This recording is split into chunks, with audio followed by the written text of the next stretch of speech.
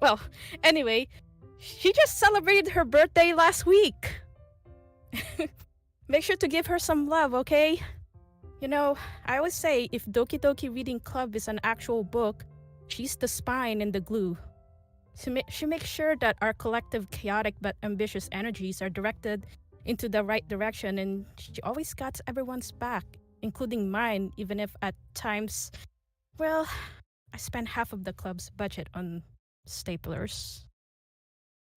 Well, anyway, I sincerely hope that you, our faithful listener, would be as lucky as me to have a quality person like Nagafujifuji in your life. Anyway, now you can go and grab your number one friend. It's time for us to Adashima and chill.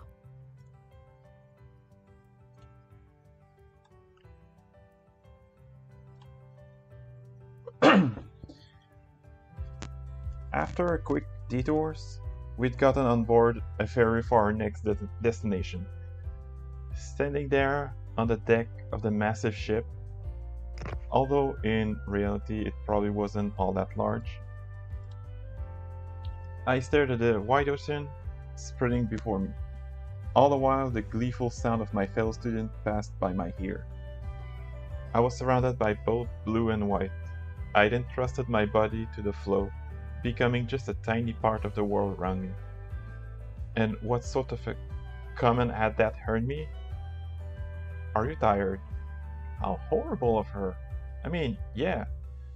The waves softly tossing me about were reawakening the sleepiness I'd felt earlier in the morning due to having to get up so early, but even so, just horrible.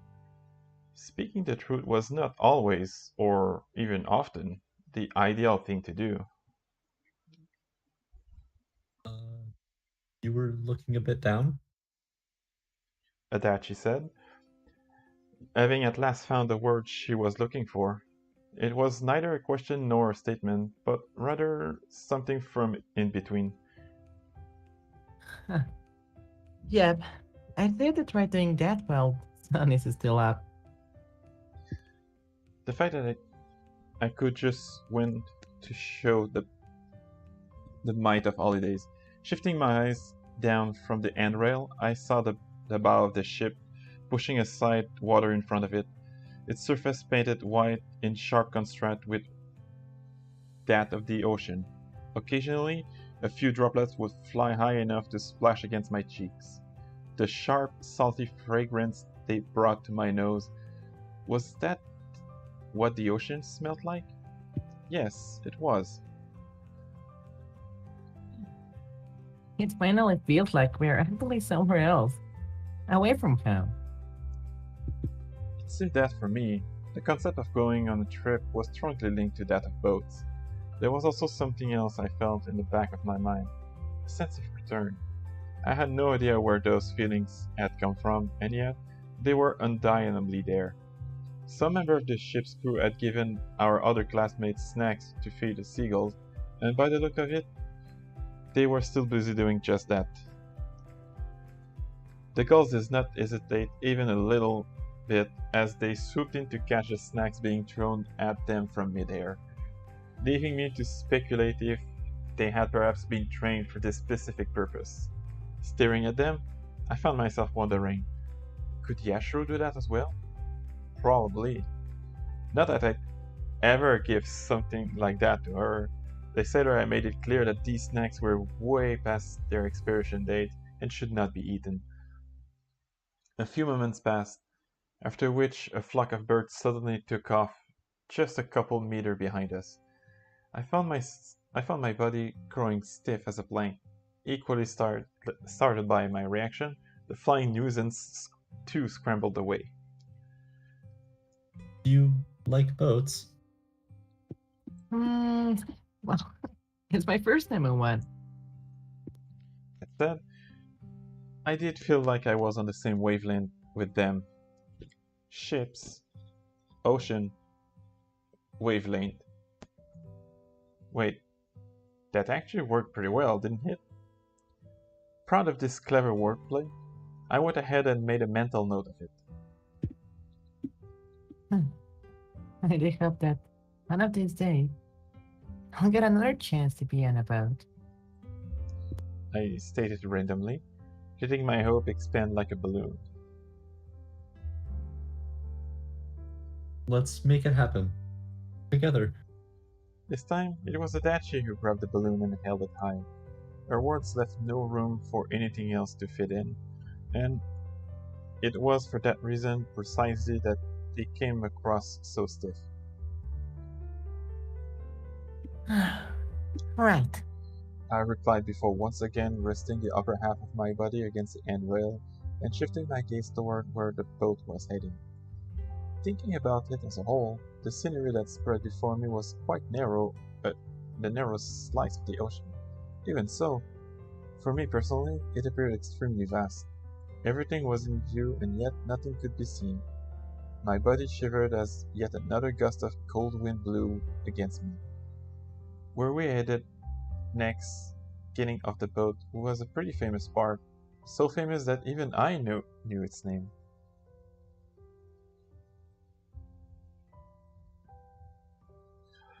I was also aware that it wasn't formerly called a park. Regardless, while the place was known for its gorgeous view and old shrines were very much worth seeing, that wasn't the reason we'd come here. No, we were merely dropping by for lunch.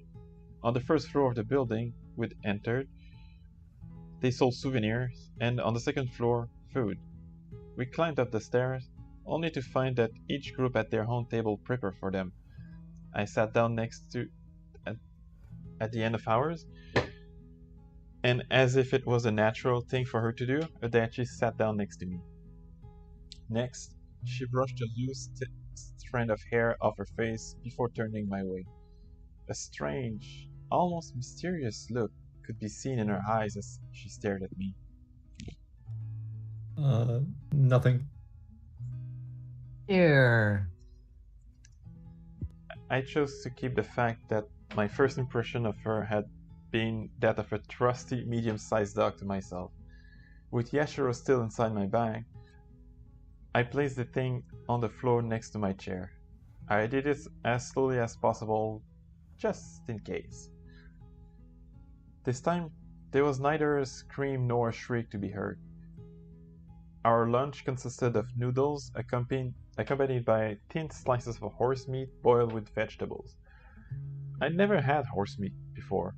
That was hardly my first experience, my first new experience for the day, and as far as trip went, I chose to view that as a great success. I picked up one of the slices using my chopstick, only to find myself taken aback by its sheer thinness. I had to imagine that it wasn't customary to cut them these thin.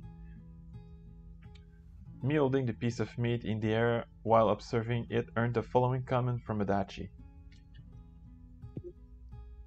Do you like horse meat? I don't know. I've never had it. Oh, me neither. A smile appeared on Adachi's face. It seemed that she was greatly delighted by my answer. But why? Was that really something to be happy about? I came close to tilting my head to the side. The way I made sense of it, she was happy to share anything at all in common with me, regardless of what it may have been. Did that mean that Adachi liked people who were similar to herself? Huh. Nah, probably not. That didn't sound right. If anything, it seemed like the opposite to me. I very much got the impression that she didn't like herself. In other words, we were not the same. We did not resemble one another. What Adachi was after were similar opinions to her own held by someone who thought about the world differently. Thinking about it that way, I couldn't help but feel a contradiction there somewhere. With difficult thoughts such as those running through my mind, I continued slurping up my noodle. They had a very floury texture to them, almost as if they hadn't been cooked fully, and I have to say, I hated the way it felt as they passed down my throat. As for the boiled horse meat, Its problem was that it lacked any sort of real flavor. It took me a few bites to realize where the issue lay. The meat had not been given any sauce.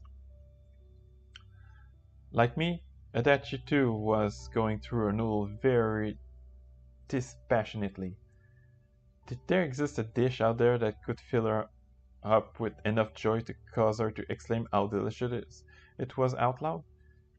It was difficult for me to imagine that. I continued staring at her, and a few moments later Adachi returned my gaze with her own.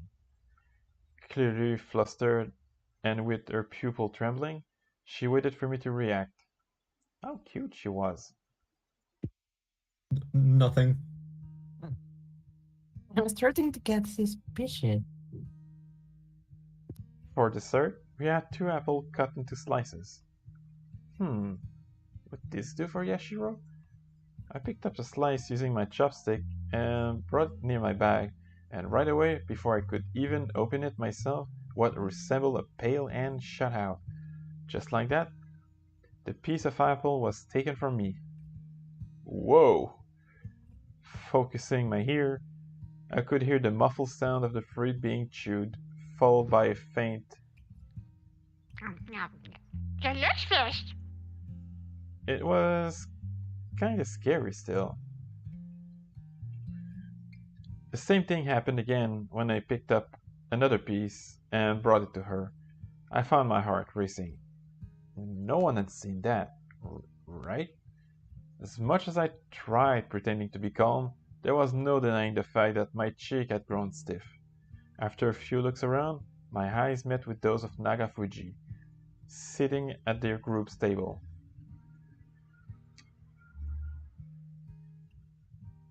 Ah, She'd taken her glass off for whatever reason, but now quickly put them back on. Doing so made her appear at least 3 times as smart as before, if not more. With some noodle pinched between her chopstick, she got up from her seat and made her way over to me. Why did she choose to bring the noodle with her?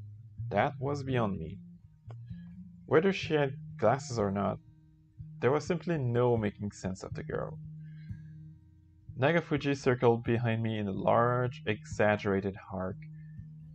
I was left staring at both the bowl of noodles as well as her breasts now looming over me. Staring at them, disgust made me appreciate just how large they truly were. It was as if I was witnessing a pair of meteorites about to fall down any second now and crush me under them. Were the bulge on her chest really that poetic?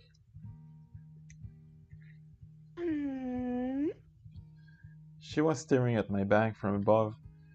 It seemed that she had witnessed the entire thing. say, Shima? Did you see something curious pop out from your bag just now? Huh? What are you talking about? Must have been your imagination. You're the only curious thing around.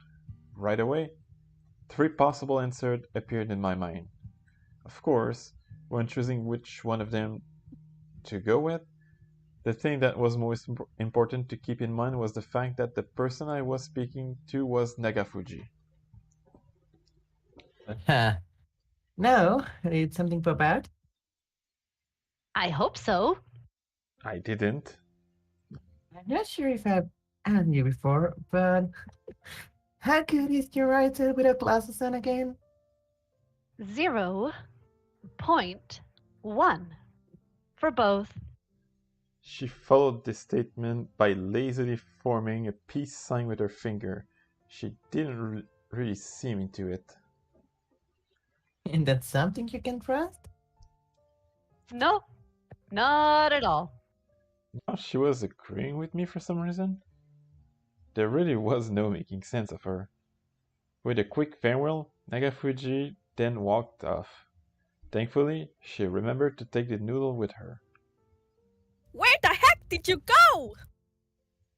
I could hear Hino starting to question her as the girl returned to their table. What was that about?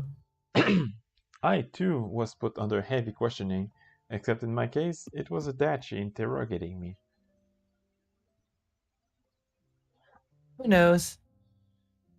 Stared her back, with my head tilted lightly to the side. Well, making no sense is kind of one of Nagafuji's personality traits. I decided to simply leave. Really, I could only thank the heaven that it had been her who'd seen Yashiro and not someone who could, well, actually see. I had a quick glance at my bag. No head could be seen sticking out, allowing me to sigh in relief. I could also hear no munching. Shima. Adachi mumbled to herself, her chopstick having ceased moving. Shima? Second repeat of the name came aimed at me.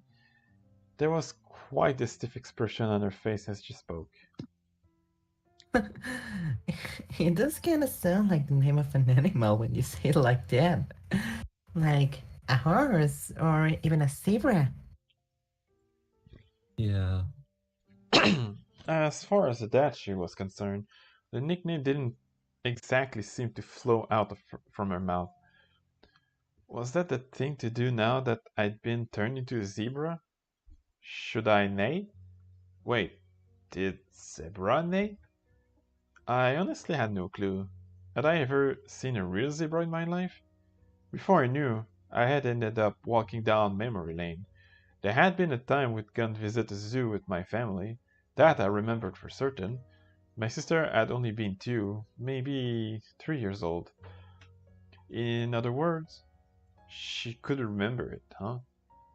Probably not. Personally, I'd been totally fascinated by the bird section. There was just something about their song that felt so good in my ear. Back then, my sister had only just begun to walk. There was a distinct image in my mind of her repeating names of the various animals after our mother. I could recall so much, and yet, in the middle of those memories, there was a big zebra-sized hole. Truly, what mysterious creature they were. Putting all that aside, I decided to go ahead and ask Adachi the following. Can I have one of your apples if you don't mind? Huh? Oh, sure. Of course. I'd made sure to specify one apple, and yet she ended up giving me both of them regardless, including the plate. Well, whatever, I accepted the treats kindly.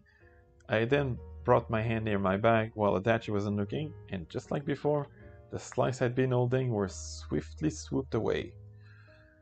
There was a part of me that couldn't help but feel like I was faced with something truly incredible.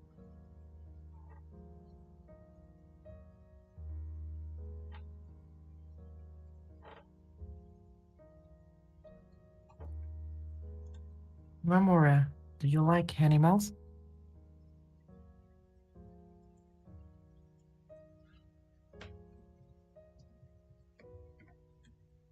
Thanks. I stated while handing the empty plate back to Adachi, earning myself a very puzzled look. Huh? You finished already? Yeah, sorry. They were yummy. I laughed while licking my lips. As I did so, I could hear the muffled sound of munching coming from just nearby. After lunch was done, we immediately got back on the bus and drove to our destination. Chigoku Miguri Hell Store. Yeah, that's seriously what the place was called. There, we were taken through a variety of famous places. Not once did we stop to pay closer attention to what was around us. Rather, it felt more like we were being pushed forward a conveyor belt. Out of all the things we saw, I found the crocodile to be the most fascinating. Shimamura, do you like animals? Adachi asked me, had she noticed me staring at the crocodiles? Perhaps. Yeah, I guess you could say that. I nodded, all the while the memories of both the zoo and Gon rushed to fill my mind.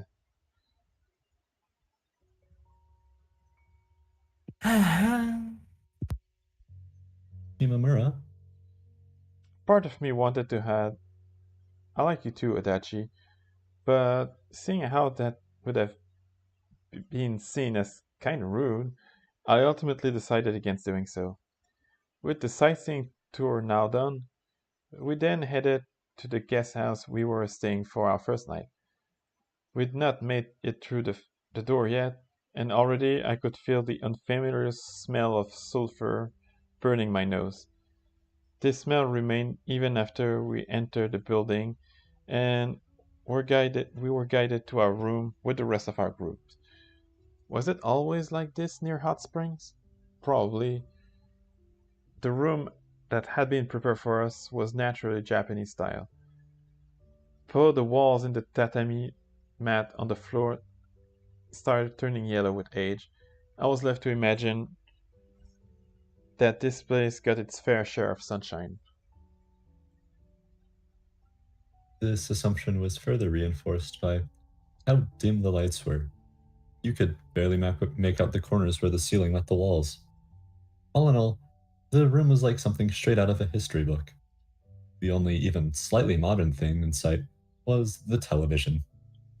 Sancho and the other two put down their bags and stretched out their legs, appearing tired after all the walking around.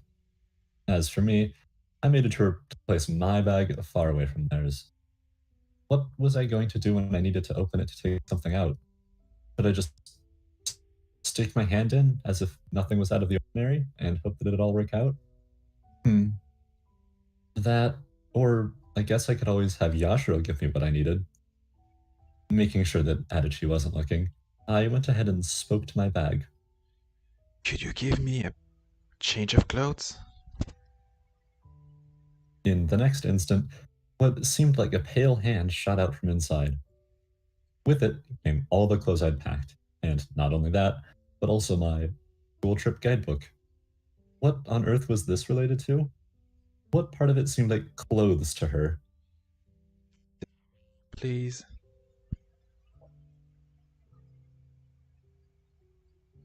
No sooner had the words left my lips than the guidebook was sucked back in.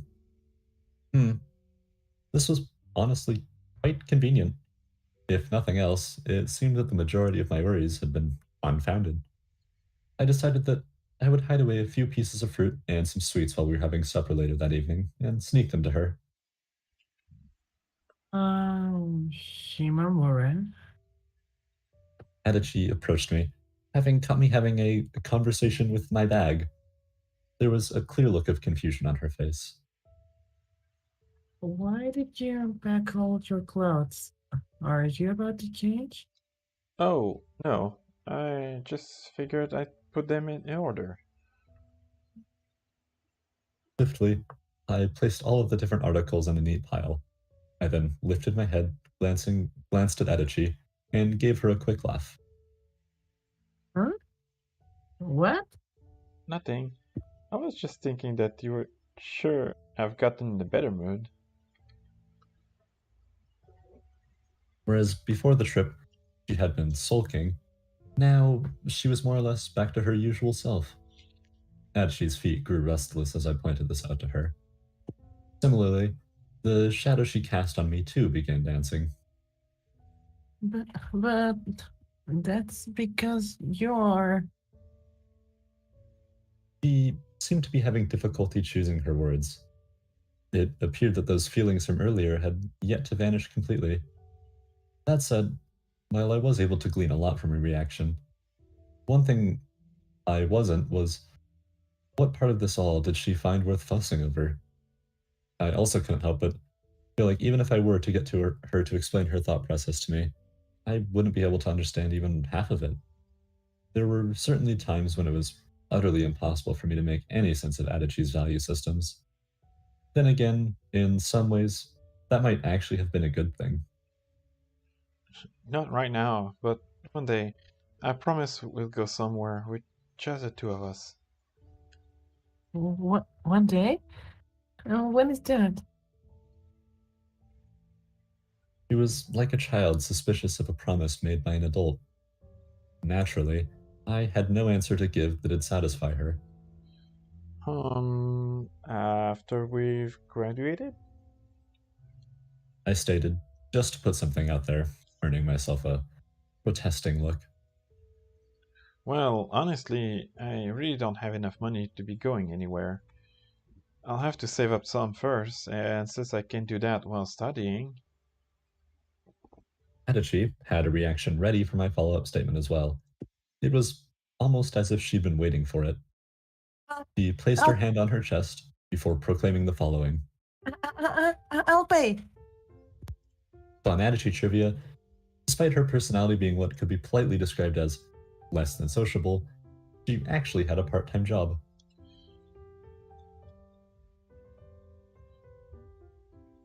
Well, you see, that's kinda... how to put it? It was as if I was some scoundrel taking advantage of my rich girlfriend and benefiting off her.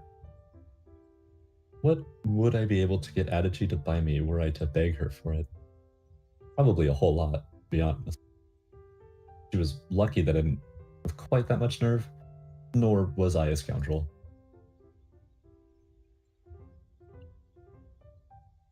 I don't have anything else to spend my salary on. Well, in that case, you ought to save it. That was what I thought. Who knows, you might need it someday. Then again, if I were to ask Adachi, he'd likely tell me that that day was today. Maybe I'll get a part-time job myself. Really? You will? Yep, I responded in the form of a short giggle. Then, after I've earned some money, we can go somewhere and split the cost. It'd be a lot more fun if we do it that way, I'm sure. There were a few things in life that were better when lopsided. A second passed, after which Adachi's eyes began to sparkle. It seemed that she agreed with my suggestion. Then again, knowing her, it was likely the part about us being the only ones there that she found the most exciting. In the darkness of the room, Adachi alone shone with light. What next? Were we going to do a pinky promise or something? It was in that moment that thought crossed my mind that I at last grew aware of the 3 sets of eyes pointed our way. Oh, right. I had completely forgotten that they were here. I had not paid much attention to the volume of my own voice, and as a result, had ended up speaking quite loudly. Should I apologize to them for being too loud? No, that probably wasn't the issue here. Rather, based on the look in their eyes, I got the impression that they found the situation which had come to be more confusing than anything. Sancho quickly took on the role of the group's representative and gave us the following comment. Wow. You two really are close, huh? The smile which appeared on my face was not a sincere one. No, I was forcing myself to smile. The same leg I'd thought for sure had been extended out, now pressed tightly against my body. Sancho's valuation of us came packed with a whole lot of meaning. Yeah, I guess so. We are. While I was lost trying to find the words to dodge the statement, Adachi went ahead and took my hand. Before I knew it, she'd already gripped me tight, leaving me unable to free myself. She went as far as to raise our hands in the air, almost as if showing them off to our spectators, causing the 3 to fall completely silent. Little by little, I could feel my cheeks starting to grow warm. My ears were ringing. It felt like there was something pounding inside my head. Truly, there was no talking my way out from this one. Right, right, exactly. That's wrong. It wasn't. That's not how it is. It was. Adachi's my friend. She was my girlfriend. I was forced to accept the fact of the matter. No longer could I hide it. Reflecting on myself, in terms with others, none of that was related to Adachi. I'd grown aware of that, neither being the direction where I was heading, nor the direction where I wanted to head. That fact that we were going out was the reason why it had become like this. Human relations truly were fragile. At the same time, they could also be both fierce and strong. This time, another emotion filled my mind, that being guilt. The three had gone out of their way to invite us to the group, and here we were, souring the mood. I got up, and with Adachi by my side, exited the room. Where were we going? Nowhere in particular. Anywhere that wasn't the room would probably be fine. I did leave Yashiro behind, but whatever. She'd be fine. Probably. If the worst came to worst, and she too got discovered, well, in that case, I'd need to start actually fighting back. My heart was not cooling down one bit as we walked down the hallway. Similarly, my mind too wasn't working properly. It was as if the insides of my head were boiling. I could feel my eyes jumping all around. Felt so restless, impatient.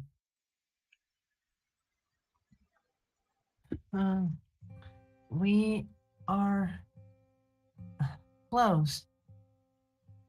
Adachi whispered while staring at me.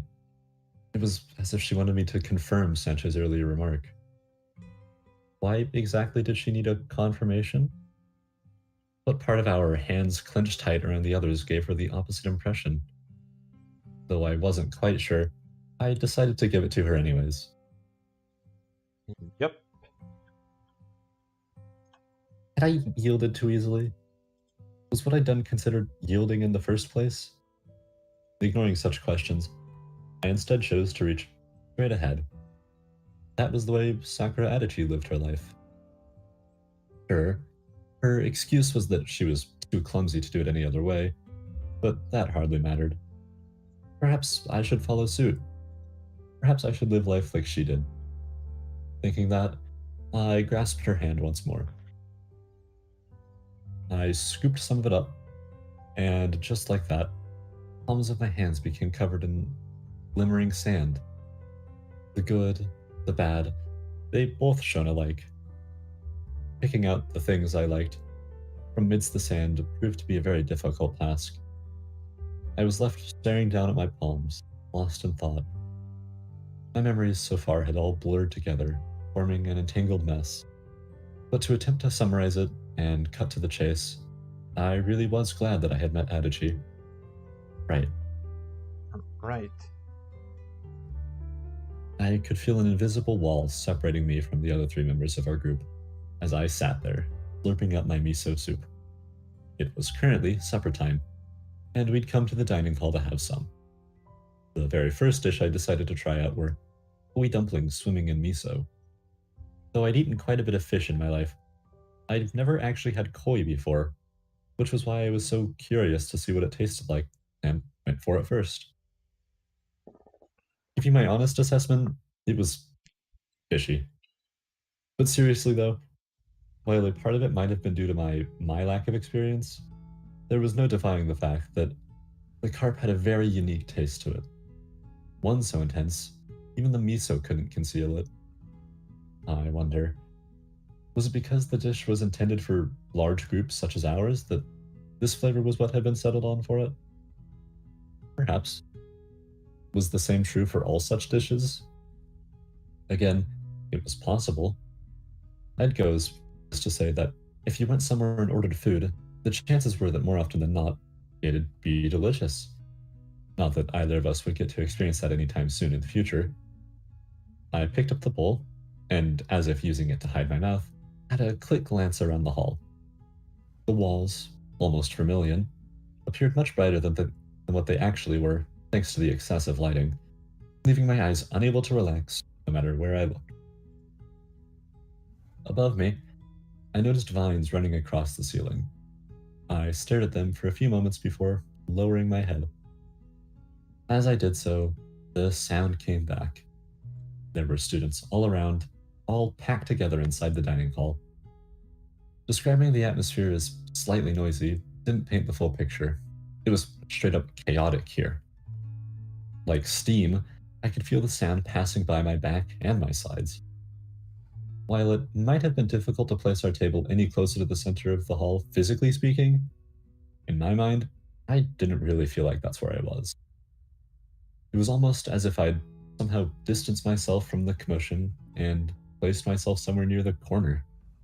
That really was the best description of my current mindset.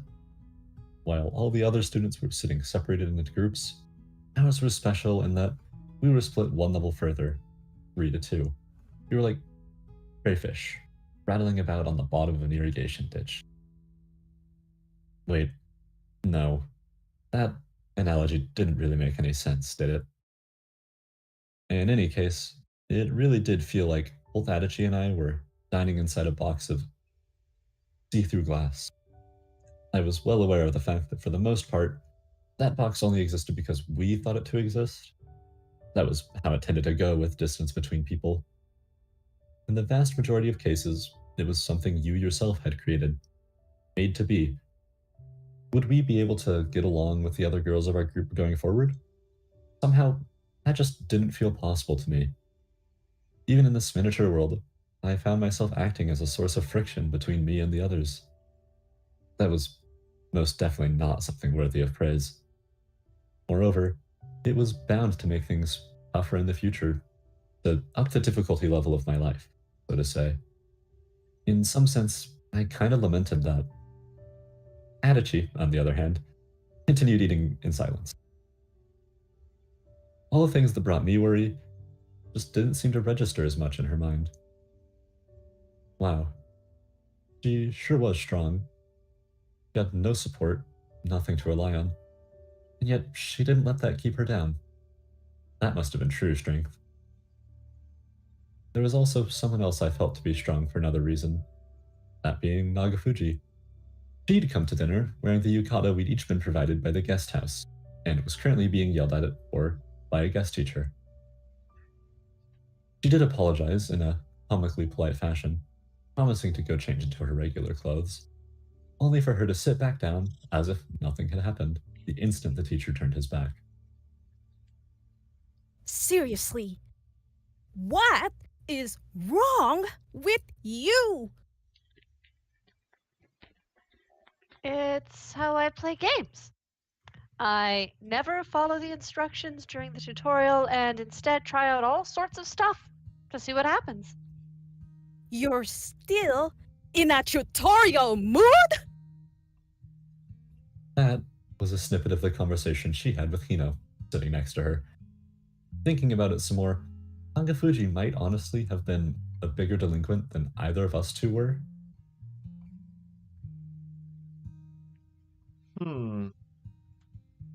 The salad we'd been served came with a handful of thin orange slices, kind of just tossed a bit. Rather than eat them, should I instead pick them out and take them back to our room to give Yashiro? She had said that she didn't really need to eat anything, that she'd be fine either way. But in that case, why did she consume as much on the regular as she did? Was it a hobby of hers, perhaps? Like, a thing she did to pass the time? It became evident when interacting with her, but there really was a thin line between something being adorable and not. I was just about to grab a slice using my chopsticks when Adachi bumped against me. Oh, sorry. This wasn't anything new. Because I held my chopsticks in my right hand, whereas Adachi used her left, our elbows had been occasionally colliding the moment we sat down. Well, I didn't usually think about it all that much. It was in moments like this that I was reminded of the fact Adachi was, in fact, left-handed. We should be sitting the other way around, I think. Yeah, She nodded, all the while disinterestedly poking at the cut of fish on her plate using her chopsticks. It really didn't seem like she had any appetite at all. Had there ever been a food that she had said that she liked? And while looking back, yet nothing came to mind. To that point, what did Adachi like? What sort of things interest her? Hmm, me, I guess.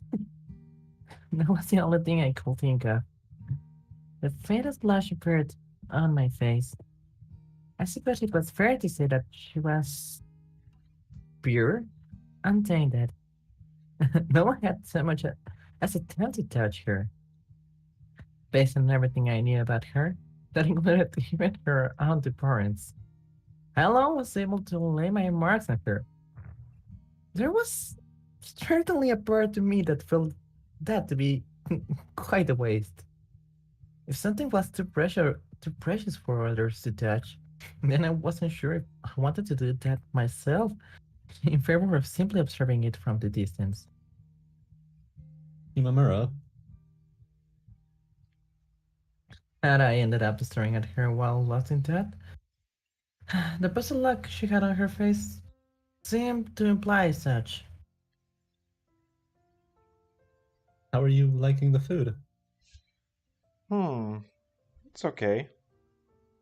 The reply she gave me while munching down a few grains of rice, a bit on the hard side due to the way they had been cooked, was exactly what I had been expecting. Say, Adachi, do you have any favorite food? Oh, wait. I think I asked you that before, didn't I? That was a softer way of saying that I just couldn't remember.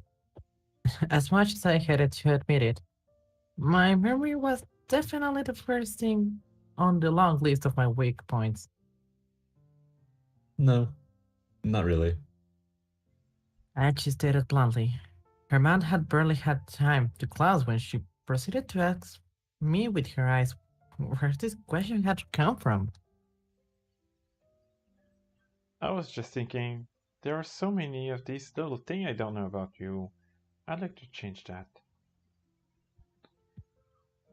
Was that wise to say in public? Will the presence of others prove to be too high of a hurdle for us to climb over? Then again, I suppose being surrounded by high hurdles could be a good thing too, depending on your point of view. It meant that no one else will be able to knock them down and get to us. In any case, my answer had apparently been to Adachi's liking, and soon enough, the expression on her face relaxed. A few moments of mumbling to herself, she was ready to give me a real response. Water's good, I think. Water, huh? Are you a plant or something? I questioned laughingly, leaving Adachi to avert her eyes as if embarrassed. Nevertheless, it didn't take her long to turn back around. Oh, what about you, Shimamura? What do you like? I guess it's gotta be okonomiyaki. Yeah, I know you like that. Is there anything else? Anything else? Omelets? I do like a good omelet. Oh, like this one, I added while pointing at the half-eaten one on my plate. I was especially a fan of the slightly sweet seasoning they'd gone with. Archie had a similar omelette on her own plate, except in her case, she just to as much as touch it. She stared at it, then mine, before taking hers and giving it to me.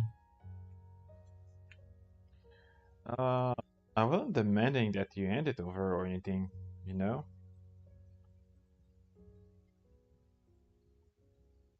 Not that I was going to say no to a free omelette. Of course not. That was how supper went. What will you use those for? Adachi asked me. She was referring to the orange slices I brought with me to our room. I could hardly blame her for being confused. Just like I'd done after lunch earlier that day, I was again asked Adachi to let me have her fruit so that I could give Yashiro something to eat. She was more than eager to comply. She even went as far as to hand me the entire plate, salad included. Then I could have done without. You know, stuff. Should I tell her that these were an offering of some kind? I wonder, will that actually work on her? Sancho and the others had yet to return, because the only ones currently in the room. Even so, Archie appeared quite restless. She was walking back and forth near the door, almost as if unsure where to sit down. As for me, I had my eyes fixed on the back lying in the corner of the room to make sure that it didn't move. What do you think? Does the TV actually work? The building itself appeared quite old, and yet there was a TV here. The contrast was quite striking to say the least. Next to it lay a remote. Prompted by my comment to do so, and she quickly fetched the device and brought it to me. It really did make her seem like a kid when she did stuff like that. At the same time, I did also find it quite adorable. Let's on and see what happened, shall we? Yeah. I went ahead and pushed down the power button, and as I did so, I could see Adachi very slowly turning her eyes into the direction of the screen. Even just staring at her from the side like this, it instantly became clear just how little interest she actually held towards the world. A few moments later, the room grew filled with the glow of the TV. Looks like it does work. Well, not that they knew the channels or what's on. Right. Leaving Adachi to fiddle with the remote, I slowly made my way towards the corner of the room. There, I brought the thin slices of orange that I brought with me near my back. Just like before, they immediately got swooped up. How was Jeffrey able to tell what was going on outside the bag without opening it? That was just one of the many questions that continued bothering me intensely. Whatever the case, there was also something else I needed to make sure of. Don't get the bag dirty, okay? I whispered to her. No need to worry. This comment of hers was followed by her casually poking her head out. Wait, no, don't come out. She was like one of those. What were they called that I'd seen on TV once? Whoopa? Whooper looper? No, I don't think that was it. Oh, right, prairie dog. She was like a prairie dog poking its head out from its nest. You see, I first wrap my body around these before eating them. That way I don't make any mess. Okay. You do you. I was trying to wrap my head around it, didn't seem like it could lead to anything. I decided to simply let the matter go. If it worked for her, then it had to work for me as well. A few moments passed, after which Jackery began pulling her head back in. It was there that I remembered something important I'd been meaning to tell her. Oh, right. I was thinking that sometime later you could go take a bath. As long as you're careful not to do anything that makes you stand out, I think it should be fine. Knowing Yashiro, things will probably work themselves out. Probably. Ooh, bugs are nice. Yeah, you must be super tired after spending the whole day inside the bag. And sweaty. What on earth I was talking about? I wasn't quite sure myself. Hey, Shimamura? Ah, Adachi's voice brought me back to reality. Flustered, I turned my head, only to see that she'd gotten up and was now standing right behind me. I noticed you've been talking to yourself quite a lot. Based on her tone, it appeared that she was genuinely worried for me.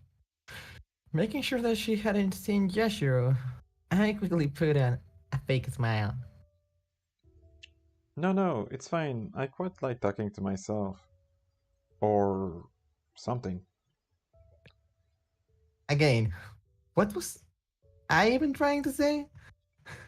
It was becoming an increasingly common occurrence that my head refused to work properly. I noticed. Well, whatever. Given my natural disposition towards finding most things bothersome, I suppose it was something to be expected. You can talk to me as well. It was words. And she sat down next to me. The way she did so was quite courteous. She was overall larger than I was, which made having her so close feel the slightest bit intimidating. And yet, it was she who was acting timid. I found a lot of humor in that gap. Bring it on. I could see this same thing. Her trying her hardest to make a joke with a deep blush on her face. A million times. And I will never grow tired of it. She simply looked so adorable doing it. Well, alright then. What should we talk about? Yes, casually, only while extending my hand towards Adachi's face. The way she was leaning towards me caused her hair to fall on her cheeks, and as I proceeded to run my fingers through it, she yelled backwards. Then, a moment later, she placed her hand on top of mine. Like playing a stringed instrument of some sort, her thin fingers scratched the back of my palm. That tickles. A smile formed on Adachi's face. It was a pretty weird smile, though. Her eyes remained fully open, almost as if she was smiling using her mouth alone. It was there that the door opened, and Sancho walked in, followed by the other two. They'd probably taken a step past the entrance when all three froze in place. Were they confused as to what was going on here? Why had she had her hand placed on top of mine? I had to assume so. Truly, how careless I'd been. And yet, even so, I didn't pull my hand away. Adachi ended up having to be the one to do so. Why did I choose to do nothing? Had I somehow convinced myself that pulling my hand away would be too much? But there was no need. Perhaps. The one thing that really didn't fit the situation was the TV. It was so loud. I wonder, had Sancho and the others interpreted the situation the wrong way? Had they misunderstood things? Not that there was anything to misunderstand. Offering them no explanation, we ended up sitting there like we were while the three settled down by the TV. They clearly had questions, lots of them. And yet they too remained silent. Some news program was playing, something about tomorrow's weather. If I'm being completely honest, not even half of what was said registering in my mind.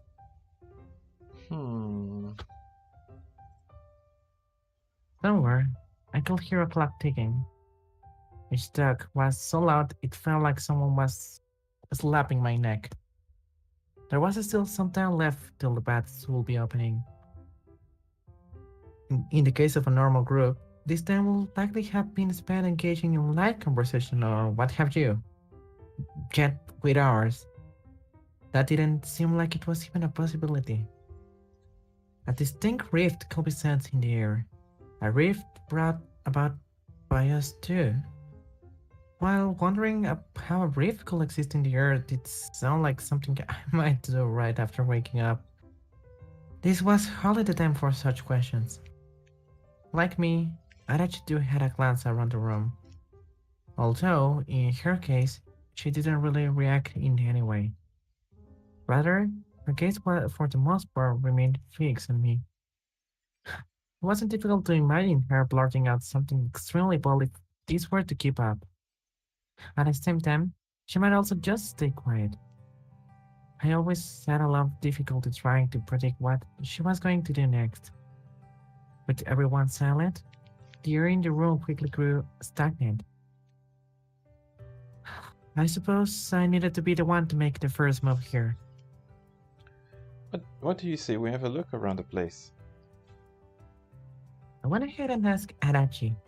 Exploring the guest house was just a random excuse I had come up with for us to leave the room. I knew she wasn't actually interested in the slightest. Sure. Okay. Is there anything worth seeing here, though? Once you got used to the smell of sulfur lingering all around, there wasn't really anything interesting to the place. It just looked old. Really old. I guess we'll find out. Let's go, I added, urging her to follow after me. While I was at it, I made sure to take my bag with me. I might have acted careless earlier, but I wasn't so careless that I was going to leave Yashiro in the same room with other people. Who knows when she might pop her head out next? We'll be back soon. With those words, we exit the room. Have fun. And she mumbles after us. It was clear that, just like me, she too was having trouble deciding how to best approach the situation. Were they going to start gossiping about us once we were gone? Imagining that, what sort of things they might say, I found myself feeling just a little melancholic. I really didn't like that. People forming their opinions on you based on all sorts of half-truths and rumors. Then again, given that something being based only on truths meant that, by definition, it was impossible to refute, I wasn't sure if I liked that any better. So then, where should we go? Seeing how we didn't know the layout of the building, wandering about without a destination was bound to end with us getting lost. You brought your bag. Why? Adachi asked. Her eyes pointed at the thing on my back. Oh, well, I thought I might buy something. Yeah. Let's just leave it at that. We took the stairs down and made our way to the lobby. I feared that we might run across a few of our schoolmates loitering around. But no. All the students there were wearing uniforms of a different school. And by the looks of it, had just arrived. Busy season for school trips, huh? Observing them, we sat down on the reddish-brown bench next to the souvenir shop.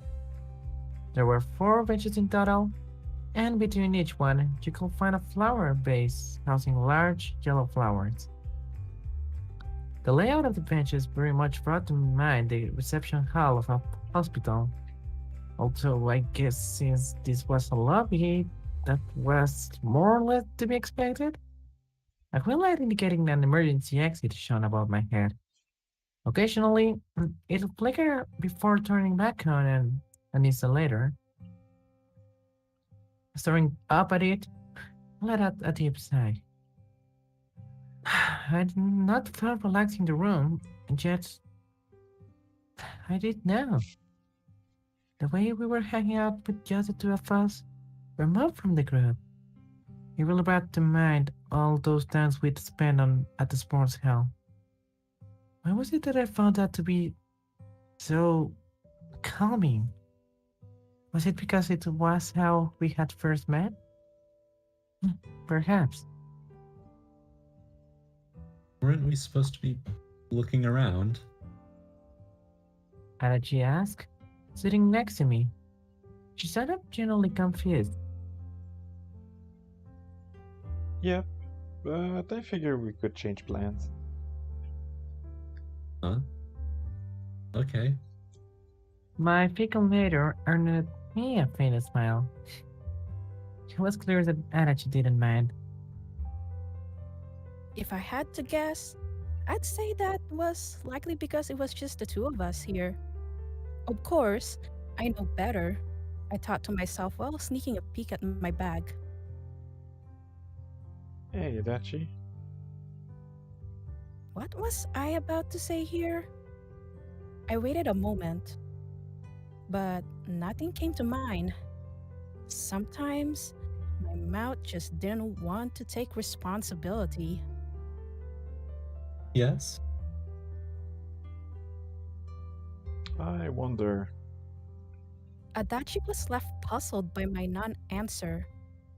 Made sense, I suppose. It kind of shocked me how few things there are actually were to talk for us to talk about. We spent a large portion of our days together, and because of that, most of the topics that I could bring up just seemed boring. Wanna just chill out for a while? I at last suggested light, air, and Adachi by my side. It seemed workable enough. Adachi gave my idea a small nod, leaving us both to stare idly into space.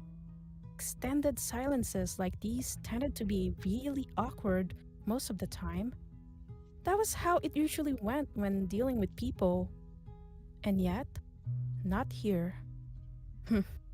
You knew you'd found yourself someone truly pleasant when you were able to simply sit down with them without either of you having to talk. Or something like that. Ugh, I didn't really know. It was just a random thought that had passed my mind.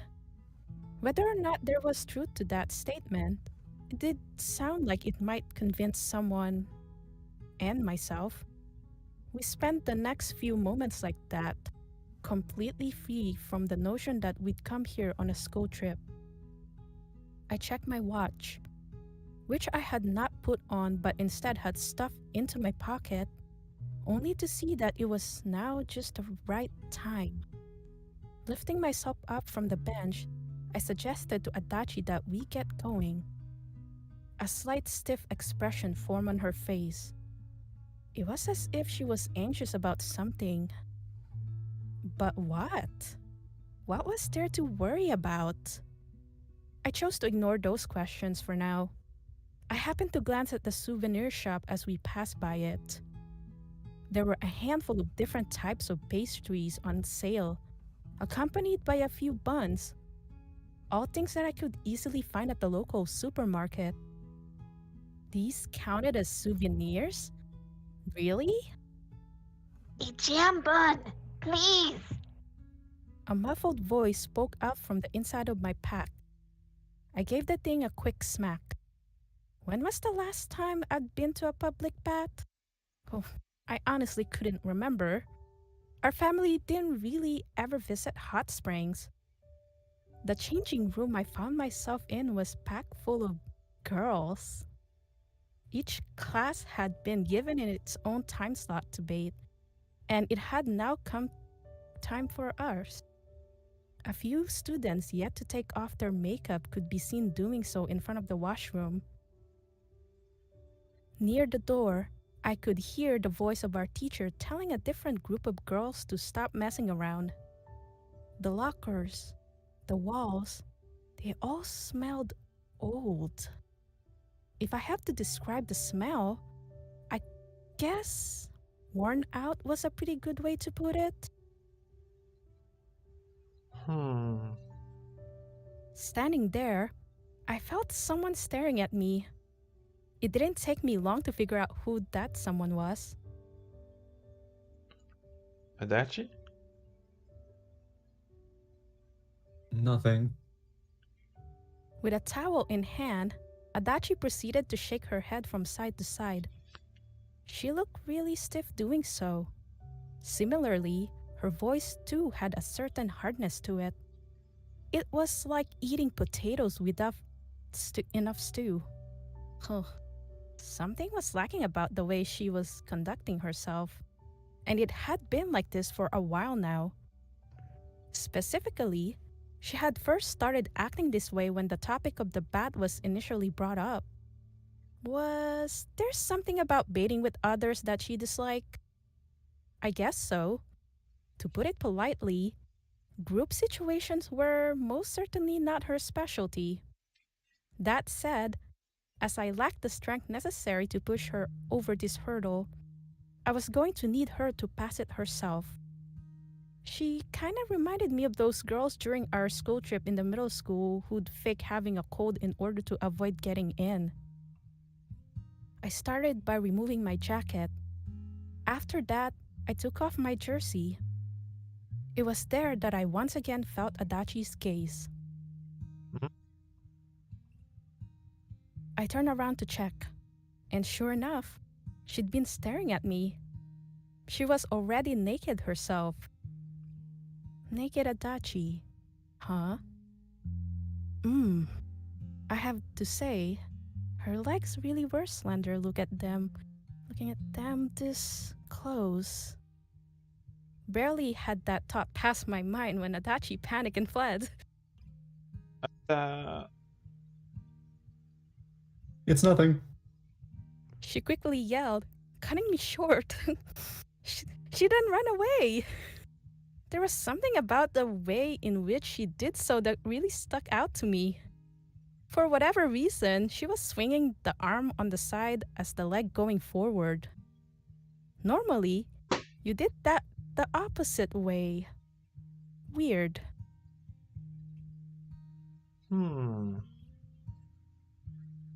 I could only hope that she didn't slip. Taking off the rest of my clothes, I followed after her to the bat inside. I barely made it through the door when both my neck and my eyebrows grew wet with the steam floating in the air.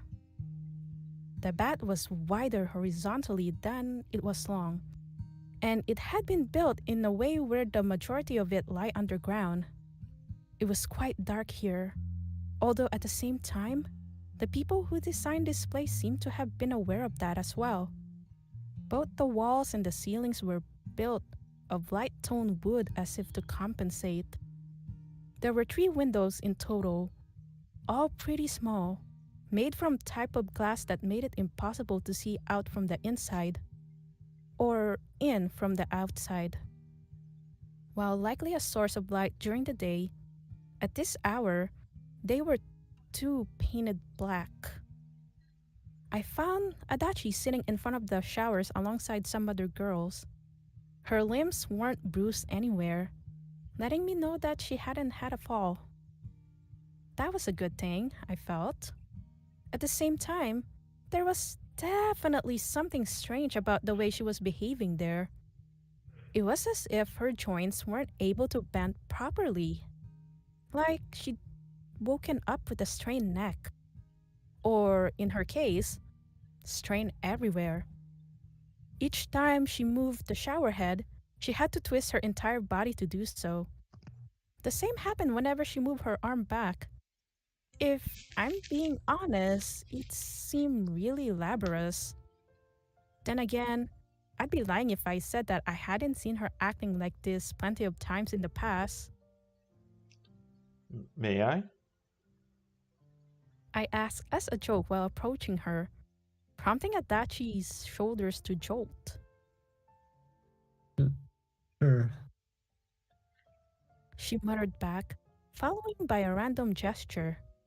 Her eyes then shot wide, almost as if someone had slapped her across the face.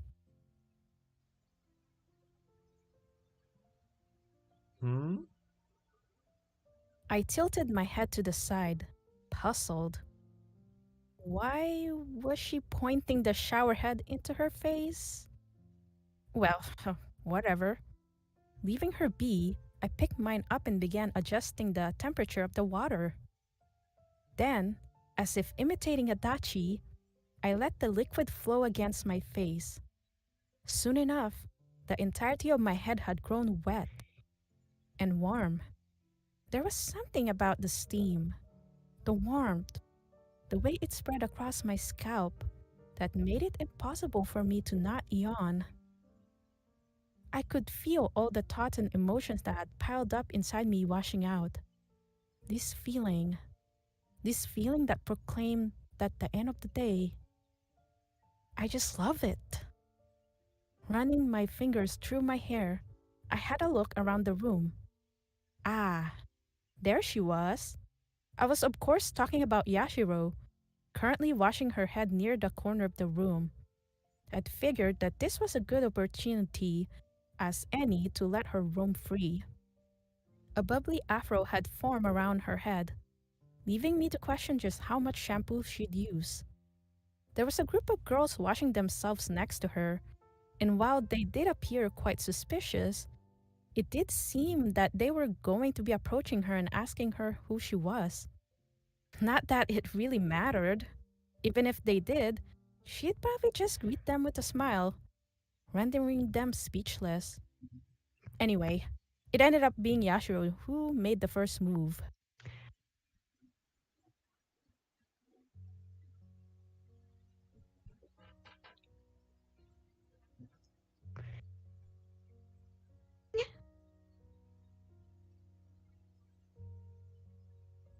Good evening. I heard her state politely, "Yeah, looked like there was nothing to worry about there."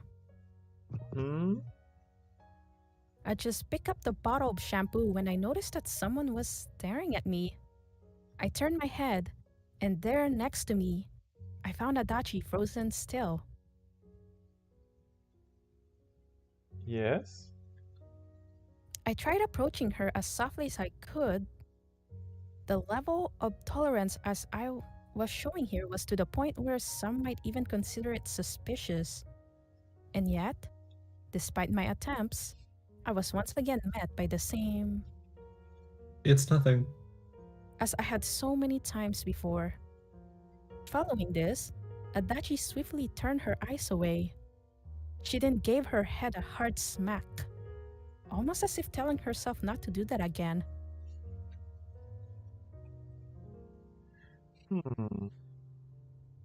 How many times did this make in total? I went ahead and thought about it while washing my head. She was acting so suspicious around me, and had been for a while now, though she always made sure to say that it was nothing. There was definitely something going on. A few moments later, I was done washing myself. I turned the shower off and began heading towards the baths, only for Adachi to quickly follow after me. Were you waiting for me? Thanks. But you really didn't have to. You could have gotten in first. Much as registered in her ears. She was here in body, but not in spirit.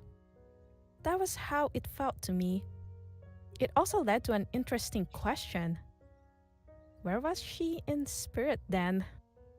As if weaving around the other girls, we made our way near the wall where there was no one else before lowering our bodies beneath the surface.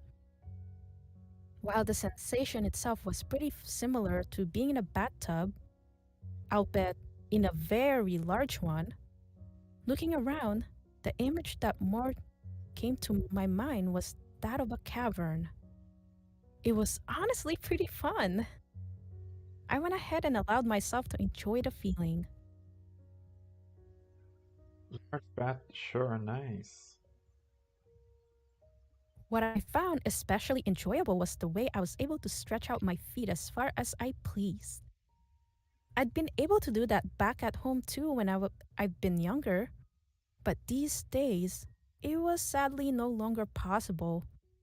As it turned out, growing older, and therefore bigger, was not necessarily always a good thing.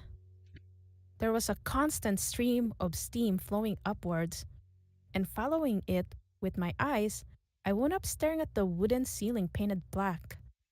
Something about the lack of color felt really relaxing to me. I spent the next few moments like that.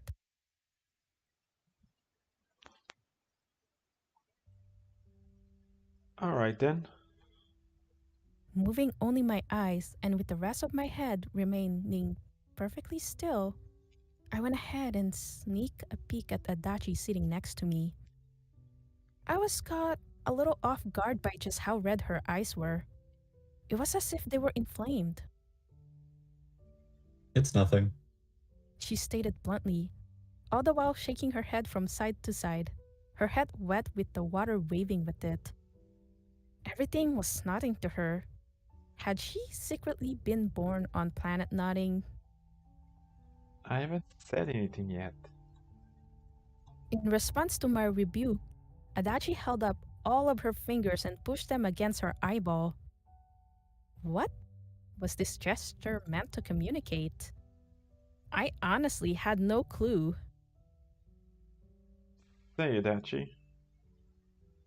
Blub, blub, blub. This time, she went and turned into a crab. I would have much preferred her not blowing bubbles with so little care. I kind of felt like I knew what was going on here. But at the same time, I didn't really. Well, anyway, putting all that aside for a moment, I shifted my gaze away and turned to face in front of me. That said, though, my eyes were physically pointed forward. That was hardly where I was actually looking. My attention still remained fixed on Adachi, now sitting outside of my field of vision. It was as if the very nerves in my eyes were angled her way. Ah, there it was. A few moments of waiting later, I felt it. I felt warmth.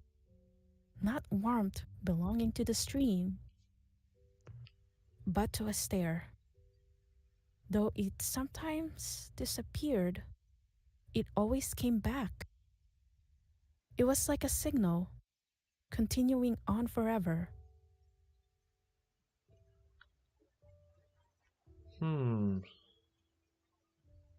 It was about there that I reached my limit. No longer could I pretend like I wasn't seeing it. The time had come to think about what was going on. I was being stared at, namely by Adachi.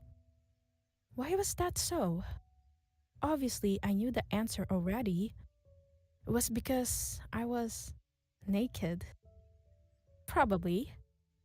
Most likely. I suppose it made a certain bit of sense. She was my girlfriend, after all. She also loved me. A lot.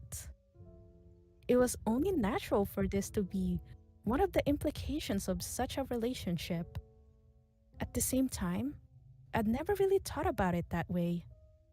Which was why the realization almost turned me into a crab as well. How were the crabs able to live normally when they were naked all the time? Oh, what a bad joke. It also didn't matter. The situation I found myself in had nothing to do with crabs. No.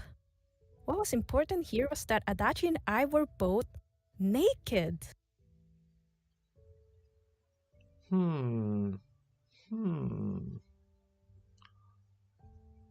Should I ask her? Was it okay? While I wasn't able to come up with a good answer, curiosity ultimately ended up getting the best of me. Do you want to see it? My naked body. Why had I asked her that? What if she said yes? What would I do then? Despite the majority of her body being submerged underwater, the shade of red on her face still somehow managed to grow even deeper than it already was in response to my words. You could practically see the sentiment gushing through her. Her cheeks, her ears, even her forehead. They were all bright red. That last part especially was something I was pretty sure I'd never seen before. No way could this be good for her body. It was as if she was bleeding under her skin. No way. I'm fine. She said that so fast it almost sounded like a person's name. Adachi kept repeating those same words over and over again. Although, since she did so with her head hung, and therefore underwater, mostly bubbles ended up coming out from her mouth. She was going so fast that at this point it genuinely felt like I was sitting next to a real crab. Droplets of steamy water continued splashing against her face. It was clear that she wasn't going to survive being a crab for much longer. If nothing else, she'd run out of oxygen soon. For a reason or another, I felt like it was my duty to turn her back into her human self. What were we even doing? Like, seriously. Listen, Adachi, I want to talk to you. Would you talk to me? I went ahead and threw her own suggestion from a while ago back at her. This caused Crab Dachi to stretch out her back just slightly, transforming her into the usual red-faced Adachi. She looked almost fully cooked. Adachi's eyes began moving downwards as she stared my way. Or at least, that's what they would have done had she not pushed her fingers against them as if to keep herself under control. How suspicious. How truly suspicious. I'm not angry, nor I'm put off by it. So I'm asking again, do you want to see? I'd be lying if I said that I wasn't feeling a bit warm myself. Why on earth were we talking about stuff like this in public? It was hardly just the two of us here. Quite the opposite. Adachi closed her eyes shut. Her mind was clearly in shambles, which appeared to be what was stopping her from giving me yet another. It's fine. This also left her guard wide open, allowing me to eye her body as I pleased. Yes. It wasn't the front side where she'd gained curves. Not at all. While I was busy drawing comparisons between us, Adachi went ahead and slowly lifted her eyeballs. It was as if she'd been sleeping and had just woken up. Her eyes and lips alike were shaking so bad it almost looked like something might soon spill over. Like uttering a whimper, her voice slowly leaked out, clinging onto me. Yes, I want to see.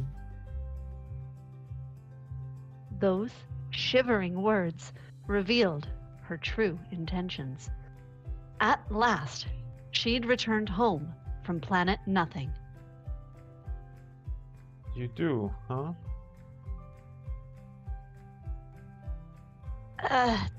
Damn. This outcome was exactly what I'd been afraid of. So then... what now? What was I going to do? I could feel myself becoming a bit flustered too as my eyes grew unfocused. There was no denying it now. What lay in the center of Adachi's thoughts was my naked body. It's not what it sounds like. You're so pretty, and wait, no, that's not it. It just happened on its own? No. What I'm trying to say is... Yes, I get it. Just please, calm down. I needed to put a stop to her. Were I to let Adachi pour out her entire heart, that no doubt would attract some unwanted attention to us. We can ignore the details. Yes, Let's do that. I had no intention of doing anything that might amp the temperature of her head further than the bath already had, which was exactly what asking a question akin to, "Why do you want to see my body?" would lead to. Who knew? Her eyes might start spinning and she might fall face first into the water. Then again, I guess she was pretty close to that already. Looking like she could burst into tears any second now, Adachi continued panicking. It was clear that leaving her be even for a moment would result in her once again turning into a crab.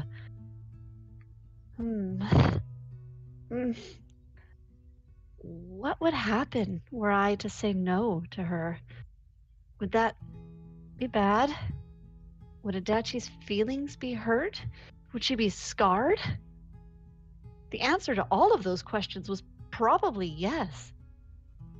Well, in that case, what about turning it into a joke? What if I said something like, "Eek! Sakura, you perv!"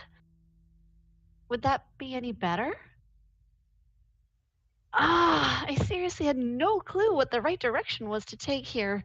While the scenario of entering a bath with a girl you liked was certainly something I'd seen before in manga, as to how I was supposed to react, nothing really came to mind. A part of me wanted to go on the offensive. What would happen if I just showed it all to her? Let her have a good look. Though there was obviously some embarrassment attached to it, that I could easily deal with. Really, thinking about it some more, it seemed like the only outcome this might have was lowering the mental walls Adachi had propped up around herself.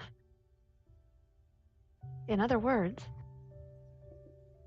there was no reason not to do it. Was that really so? Well, if you couldn't find a problem, then that must have meant that one didn't exist, right?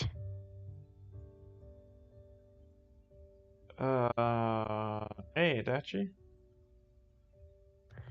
I'd been enjoying stretching out my legs just moments earlier, yet now I found myself sitting on my knees, all tensed up.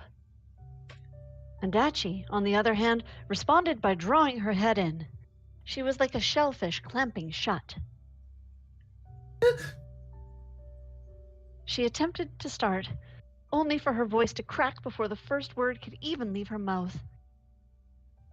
In the end, my request alone was the one stated out loud. I don't mind you staring at me. Just do it in a way I don't notice, okay?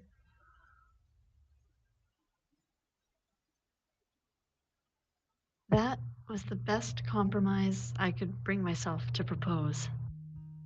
Huh? Leaving Adachi utterly bewildered, I turned away as if the conversation was over.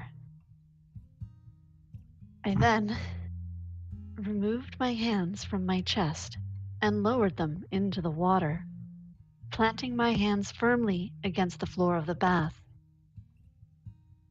I was doing what I could to make this seem like no big deal at all.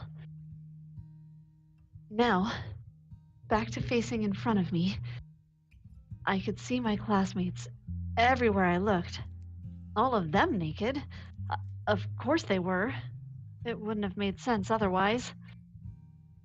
Amongst them, there was a certain small creature who stood out to me. I wasn't sure how exactly it had happened, but somehow she'd managed to get one of the girls to wash her hair for her. Wherever she went, there was always someone there to take care of her, to treat her like their own daughter, or a sister. I suppose that was just one of her natural qualities. All right then, enough of that. Return to the topic at hand. What I was trying to say is that I was hardly the only naked person around. In no way was this an uncommon sight. Far from it. And yet, despite that, Adachi still wanted to keep staring at me. She wanted to see me alone. I'd attempted to play innocent, but thinking about it more closely, this honestly might have been a pretty good look at who Adachi was as a person. A part of me felt like I'd just missed the perfect opportunity to really shape out our relationship. That said, this really was not the place to be confronting such issues. Speaking of which, was she staring at me? She definitely was. No doubt about that. No matter how hard I tried to look away and focus on the future, it was simply impossible for me to ignore her. I could practically feel the touch of her gaze against my body. Though I'd asked her to do it in a way that I couldn't notice, it appeared that Adachi was far too clumsy for such a feat. No longer could I take it. I turned around, and immediately my eyes met with hers. You could tell? The look on Adachi's face was one of astonishment. Her eyes were wide open, almost as if she couldn't believe what was happening. This wasn't good. Far from it. No, not at all. Nah. What an obvious lie. Was she actually going to buy that? Those worries, surprisingly enough, turned out to be unfounded, as mere moments later a relieved sigh left Adachi's mouth. I suppose this went to show you that she simply wasn't capable of thinking straight right now. She was being completely earnest here. Speaking of being earnest, that was also a good description for the way she was gazing at me. I wonder, why? For what reason? I suppose she just couldn't help herself. Maybe we should have thought about this before walking into a bath together. Perhaps. I could feel droplets starting to drip down my forehead as I sat there, motionless, most of my body still submerged. They were not water droplets, but those of sweat.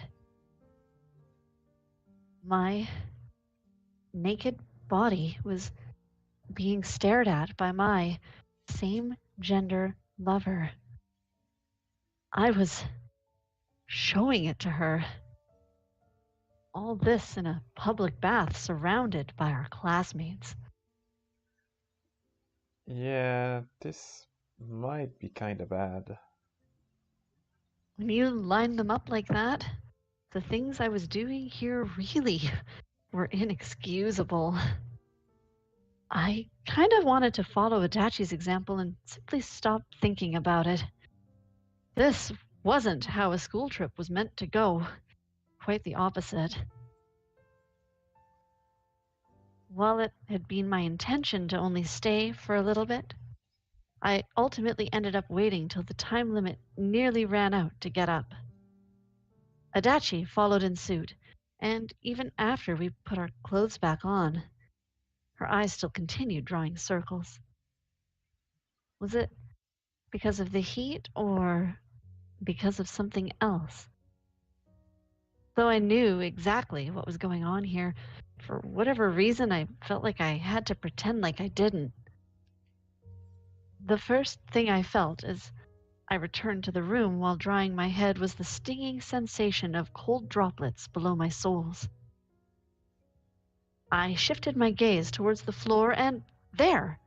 I saw a line of water, almost like a fuse, extending out from inside my bag. Seriously? Why couldn't she dry herself before getting inside? Ugh! My clothes and the guidebook hadn't gotten wet, had they? It was hard to resist the temptation to drag her out and give her a good scolding. That said, As I really couldn't afford letting anyone see her, I was left with little choice but to nonchalantly wipe away the droplets using my feet. Just like what had happened with the pieces of fruit earlier, my dirty clothes were instantly sucked in as I brought them close to the bag. I could only pray that she wasn't going to eat those as well. Soon enough, the other three arrived, and, like before, we were once again divided into two distinct groups. They'd talk, even laugh at times, yet we didn't. We were completely silent. There was just something so difficult about approaching Adachi, sitting there with her face still red and a towel wrapped around her head. So, what did you think of my body? Yeah, it was not an easy thing to talk about. I wonder, would we be able to do it one day? Would our relationship eventually get to a point where we were able to have those sorts of conversations? Instead of continuing with that line of thought, I ended up simply spacing out. My cheeks had begun turning red, and it took a lot of effort to try and cool them down. A few moments passed. We let our hair dry, after which we began unfolding the futons. Looking at them, I couldn't help but feel like there was a gap between our futons and theirs. Was I overthinking it? Possibly. Yeah. I'm pretty exhausted.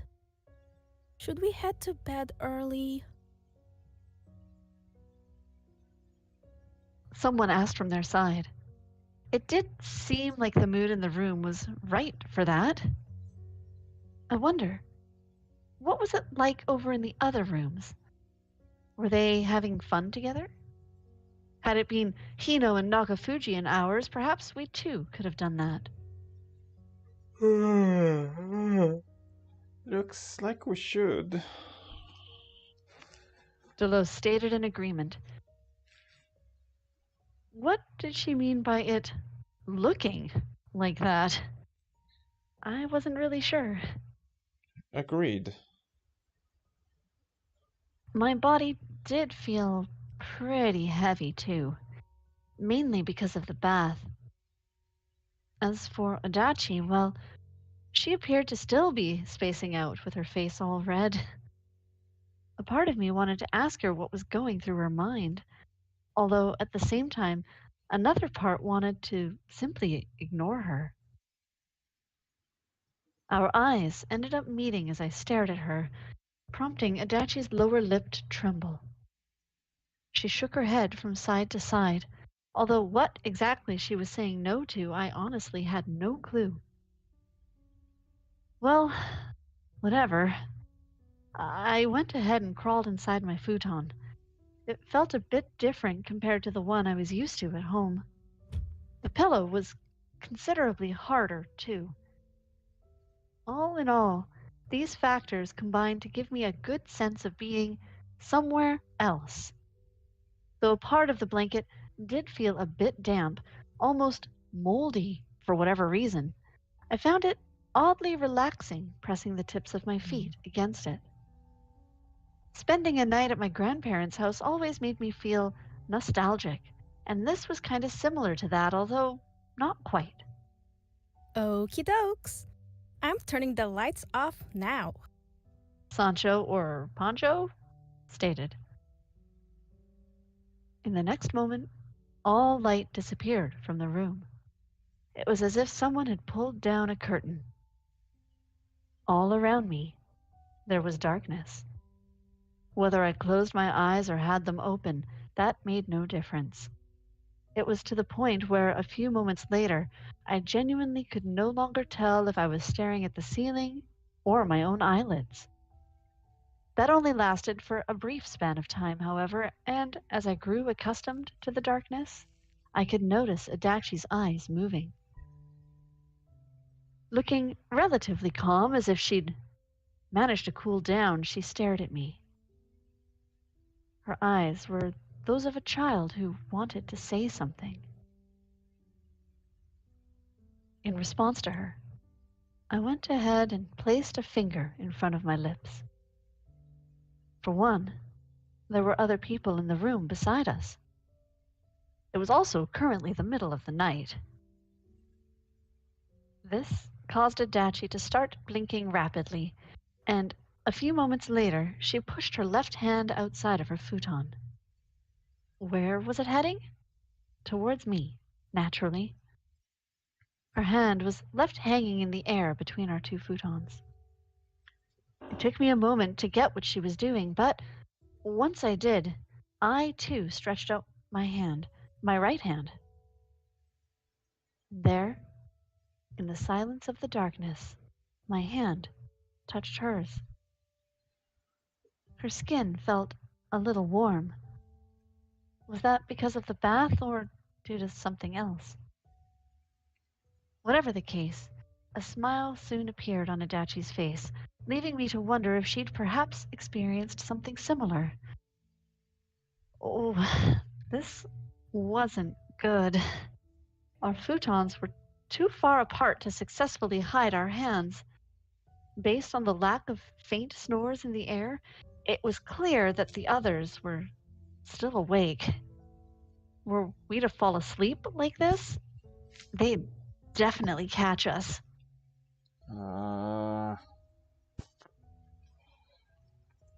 Something about Adachi's warmth was making me feel really tired.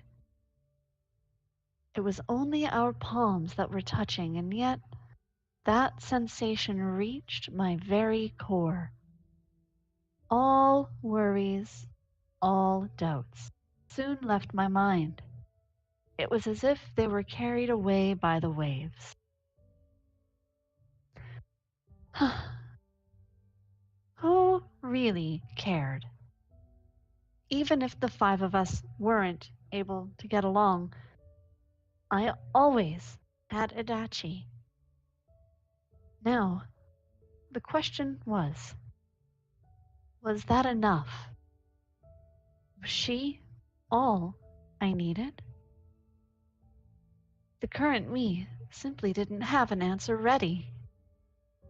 What the right way forward was, that was something for the future me to figure out. And so, the first day of our school trip came to an end. My mind remained full of questions. Was I really okay with things going the way they had? That question had no right answer. Neither did it have a wrong one. This was my journey, and I'd have to decide.